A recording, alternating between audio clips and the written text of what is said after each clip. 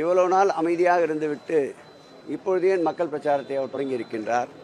இதை மக்களை ஏமாற்றுவதற்கான உங்களுடைய ஸ்டாலின் திட்டம் ஏமாற்று திட்டம் என விமர்சனம் செய்த முன்னாள் முதல்வர் எடப்பாடி பழனிசாமி அவர்களுக்கு அமைச்சர் சேகர்பாபு அவர்கள் செய்தியாளர் சந்திப்பில் பதிலடி கொடுத்துள்ளார் என்பதை தெளிவாக கூறிக்கொள்ள விரும்புகிறேன்.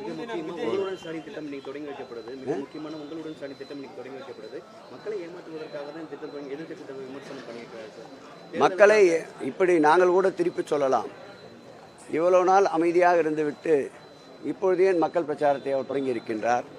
இதை மக்களை ஏமாற்றுவதற்கான ஒரு சூழல் என்று கூட எடுத்துக்கொள்ளலாம். ஆட்சியிலே இருக்கின்ற முதலமைச்சர் அவர்கள் ஆட்சி பொறுப்பை ஏற்ற நாளிலிருந்து பல்வேறு புதிய திட்டங்களை கொண்டு வந்து கொண்டிருக்கின்றார்.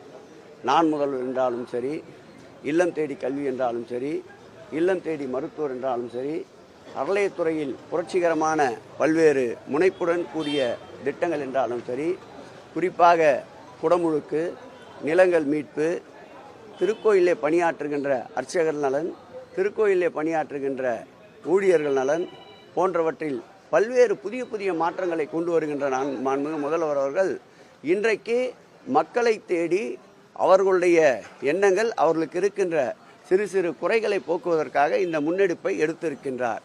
ஆகவே ஆட்சி பொறுப்பேற்ற நாளிலிருந்து மாதந்தோறும் புது திட்டங்களை கொண்டு வந்து மக்களுடைய முழு நம்பிக்கையை பெறுகின்ற முதல்வர்.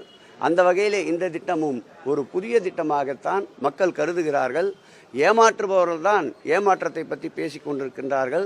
2022ஆம் ஆண்டு நிச்சயம் மக்கள் பேசிக்கொண்டிருக்கின்ற எதிர்க்கட்சி தலைவர் எடப்பாடி பழனிசாமியை வாக்கு வங்கிகளால் ஏமாற்ற காத்து கொண்டிருக்கின்றார்கள்.